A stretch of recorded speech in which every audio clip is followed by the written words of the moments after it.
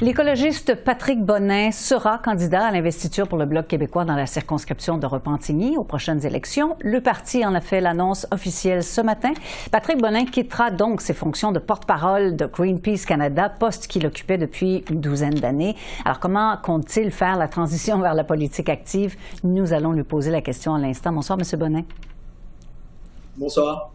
Alors, qu'est-ce qui vous a décidé d'abord à faire le saut en politique? Vous connaissez mon engagement, évidemment, environnemental et par rapport à la crise climatique. Maintenant, ça s'intensifie. On le voit aujourd'hui avec l'ouragan Milton. On l'a vécu au Québec avec les inondations, avec les feux de forêt récents. Et clairement, selon moi, on a un potentiel au Québec de devenir un exemple, un modèle dans le monde, un modèle de transition verte. Et actuellement, le plus grand problème, c'est très clairement l'État pétrolier canadien, le gouvernement fédéral qui ralentit le Québec. Et pour moi, c'est donc important d'avoir la chance d'avoir un bloc très fort qui représente les intérêts des Québécois, Québécoises, qui ont la valeur environnementale à cœur. Et c'est ma prochaine mission, tout en évidemment représentant les électeurs, électrices de Repentigny dans la circonscription dans laquelle je me présente et de laquelle je suis natif d'ailleurs. Mm-hmm. Vous n'étiez pas intéressé par la politique provinciale à ce moment-là?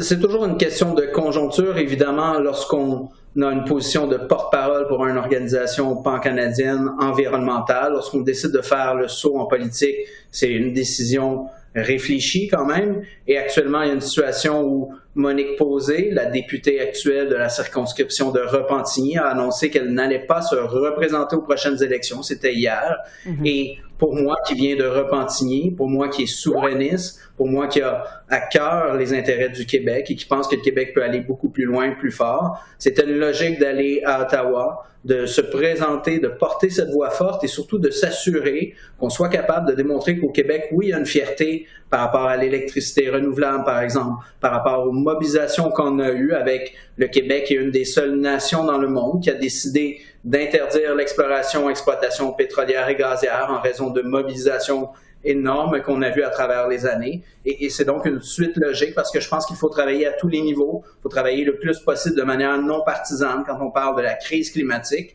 parce que les enjeux sont beaucoup plus grands que les intérêts des partis. Et c'est ça pourquoi je me suis dit, je pense que j'ai une belle occasion, il y a de l'effervescence. Je connais François Blanchet, le chef du Bloc, depuis 20 ans. On a eu des discussions et pour moi, c'est essentiel d'avoir un bloc fort et de collaborer autant avec les provinces et les municipalités que les autres partis. Et c'est mon intention lorsque je me présente en politique maintenant. Mm-hmm. C'est pas toujours facile pour les écologistes de passer de militants politiciens. Évidemment, la politique, forcément, c'est des compromis, c'est des alliances. Alors, est-ce que vous vous attendez à une arrivée, un atterrissage, disons, difficile?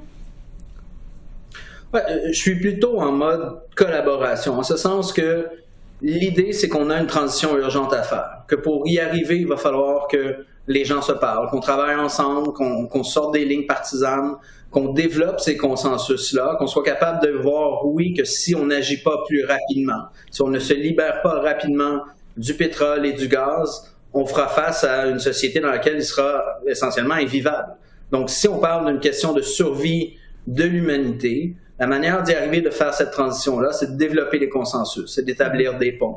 Travailler de concert, c'est de planifier et ne pas subir cette transition-là. Et pour moi, le Québec est très bien placé pour devenir un modèle, même pour tirer le Canada vers le haut et faire en sorte qu'on développe vraiment un projet de société porteur dans lequel les gens vont se retrouver, vont embarquer et vont comprendre aussi que le point de vue social, environnemental et économique, on a tout à gagner à faire cette transition-là plus rapidement que possible. Mais actuellement, avec le gouvernement fédéral, avec la proposition des autres partis au niveau du gouvernement fédéral, ce qu'on voit, c'est une économie basée sur le pétrole. Ce sont des subventions à hauteur de 10 milliards de dollars encore à chaque année pour le pétrole et le gaz. C'est encore des banques canadiennes qui ne sont pas régulées, qui sont parmi les pires dans le monde et qui utilisent tout cet argent-là. Et on parle quand même de plus de 1000 milliards de dollars depuis 2015. 1000 milliards de dollars que les banques canadiennes ont investi pour soutenir le développement des hydrocarbures, alors qu'il faut investir dans les solutions qui manquent criamment de besoins, que ce soit les transports collectifs, l'isolation des maisons, que ce soit l'électrification des industries, des PME, changer l'agriculture. Donc, il y a une panoplie de solutions qui actuellement ne sont pas développées parce qu'il y a un manque de vision de la part des autres partis fédéraux. Et pour moi, le Bloc s'insère justement dans ce renouveau, dans cette vision convaincue. Et l'idée, c'est de contribuer avec mes autres collègues qui sont bien ancrés partout à travers le Québec pour qu'on ait des consensus et qu'on les fasse avancer le plus rapidement possible. Merci beaucoup, M. Bonnet, d'avoir répondu à nos questions ce soir. Au plaisir, bonne soirée.